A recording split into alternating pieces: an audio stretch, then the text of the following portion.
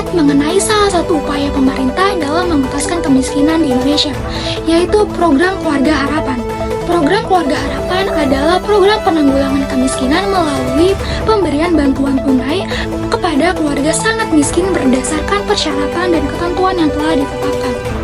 Kota Serang sebagai ibu kota Provinsi Banten juga menjadi salah satu wilayah yang menerima manfaat dari implementasi program Keluarga Harapan. Implementasi PKH tidak hanya berfokus pada penyaluran bantuan tunai, tetapi juga diarahkan pada peningkatan kualitas hidup masyarakat miskin.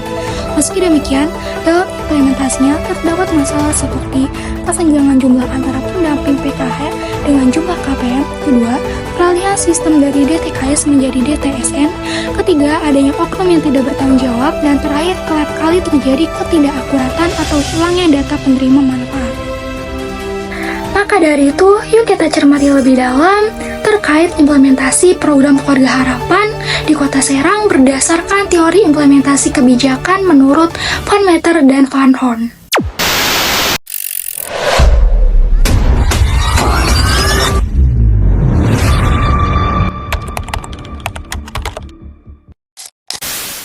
Bagaimana dukungan pemerintah daerah dalam memastikan program ini berjalan dengan lancar? Alhamdulillah, dari daerah Kota Serang sendiri itu sangat membantu. Salah satunya disediakannya kami untuk kesekretariatan PKH Kota Serang, dan koordinasi dengan Dinsos pun itu sangat baik.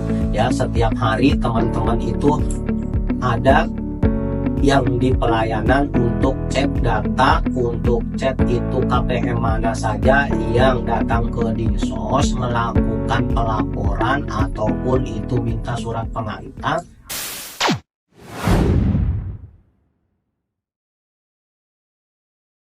Berdasarkan temuan di lapangan dengan wawancara Dinas Sosial Kota Serang, kelompok kami menemukan bahwasannya untuk standar dan tujuan kebijakan dalam program Keluarga Harapan di Kota Serang ini memang sudah sesuai, dikarenakan pada peraturannya dijelaskan bahwasannya kita tidak hanya memberikan dana bantuan, tapi kita juga memberikan pelatihan kepada masyarakat agar masyarakat itu mandiri secara ekonomi melalui P2K2 atau sekolah PKH.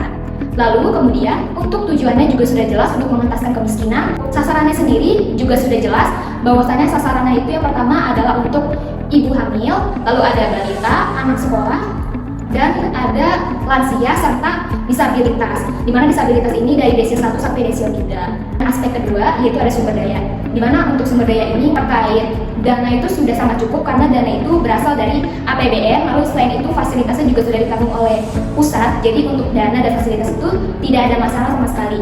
Tapi untuk jumlah pendamping untuk keluarga penerima manfaat atau KPM dalam kebijakan ini itu masih kurang karena pegawainya atau pendampingnya itu hanya 47 orang, sedangkan penerima manfaatnya itu ada 19.700, sehingga itu menimbulkan kesenjangan antara pendamping dengan penerima.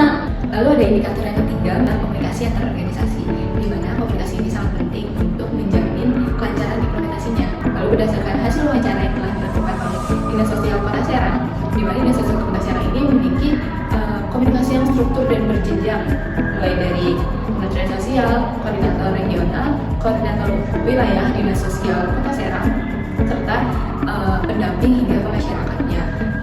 Untuk komunikasi internal juga berjalan cukup aktif, di mana komunikasi dilakukan secara langsung maupun secara digital. Nah, hal ini menunjukkan bahwa komunikasi yang ada di media sosial berjalan cukup baik untuk implementasi program PKH ini.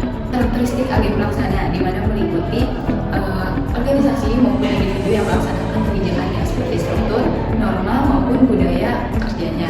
Nah, berdasarkan hasil temuan dan wawancara dengan Dinas Sosial Kota Serang, di mana Dinsos dan para pendampingnya ini memiliki struktur birokrasi yang kuat melalui grup-grup WhatsApp wilayah, evaluasi rutin dan juga pembekalan SDM-nya. Hal ini menunjukkan bahwa Dinsos itu memiliki agen pelaksana, karakteristik agen pelaksana yang kuat melalui budaya kerja yang kolektif dan juga komitmen yang tinggi. Aspek selanjutnya adalah sikap pelaksana.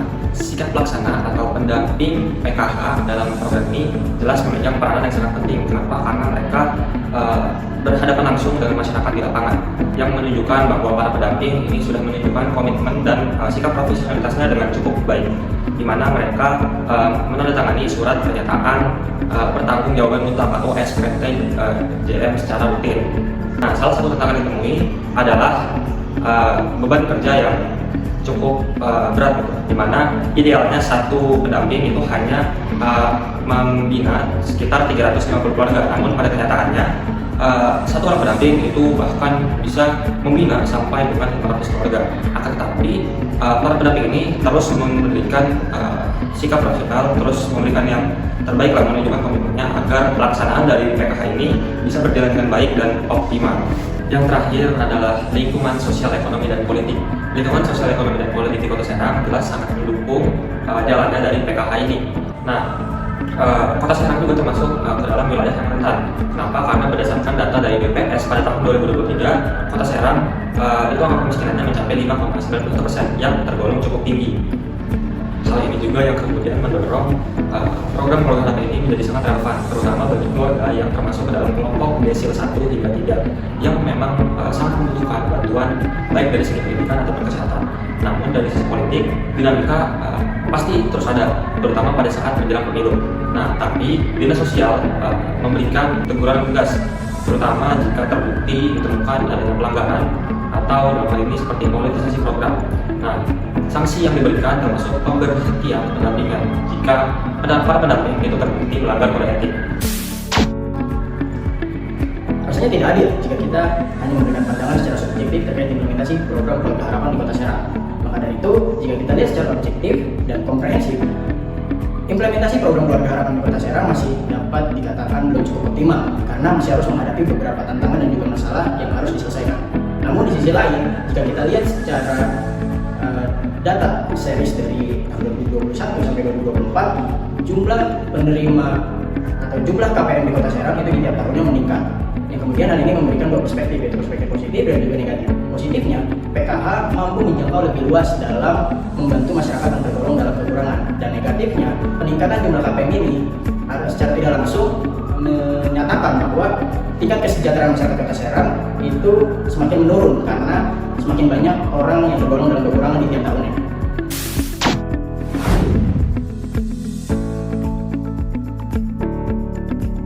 Berdasarkan teori Van der Voort, kami merekomendasikan 4 solusi dan 2 upaya peningkatan. Pertama, standar dan tujuan kebijakan. Diperlukannya upaya peningkatan pemahaman tujuan program PKH melalui sosialisasi yang intensif dan berkelanjutan. Yang kedua, sumber daya. Perlunya penambahan pendamping PKH, di mana idealnya satu pendamping pada setiap kelurahan. Selain itu, diperlukannya pelatihan pendamping PKH secara menyeluruh dan berkelanjutan. Ketiga, karakteristik pelaksana, di mana pada proses rekrutmen pendamping sebaiknya mempertimbangkan integritas dan motivasi sosial yang tinggi, serta perlu adanya evaluasi kinerja secara berkala. Melihat aspek segi komunikasi. Nah, untuk solusi yang diberikan dari segi komunikasi adalah perlu rutinitas, khususnya di media sosial, grup WhatsApp perlu ditingkatkan dan dirutinkan lagi, serta pendampingan yang perlu harus lebih mendekat agar komunikasi itu tidak terjadi kesalahpahaman. Kedua yaitu dari segi keadaan sosial. Nah, ini sering terjadi di lapangan, keadaan sosial melihat dari temannya yang melihat dia miskin, terus dia tidak terlalu miskin, itu mendapatkan PKH, sedangkan dia miskin tidak dapat PKH. Nah, untuk solusinya kita perlu survei dan pendekatan untuk biar tidak terjadi kesenjangan sosial dan terus PKH itu terus keberlanjutan. Solusinya adalah untuk memberikan media publik data-data untuk dipublikasikan bahwa data apa aja yang dapat PKH, siapa saja dan di mana saja, itu untuk kondisi sosial. Untuk disposisi, nah untuk disposisi ini kadang terjadi kala ada komunikasi yang satu arah dari pusat langsung ke RT sehingga meloncati dari pertengahan seperti dinsos ataupun kelurahan. Nah, untuk disposisi ini solusinya adalah perlu pelatihan etika, pelatihan keterampilan yang ada di dinas sosial ataupun di pusat PKH tersebut. Nah, untuk tagline-nya karena PKH sukses itu bukan soal dana, tetapi soal hubungan, keadilan, dan tanggung jawab. Sahabat semua, PKH memang bukan menjadi satu-satunya jawaban untuk menjawab masalah kemiskinan. Tetapi PKH ini bisa menjadi fondasi yang kuat apabila diimplementasikan secara tepat. Kota Serang punya potensi yang besar, hanya saja butuh manajerial yang lebih strategis dan juga lebih humanis. Mari bersama-sama kita kawal dan kritisi kebijakan publik demi menciptakan masyarakat yang lebih adil dan sejahtera. Terima kasih atas atensinya. Salam sejahtera untuk kita semua.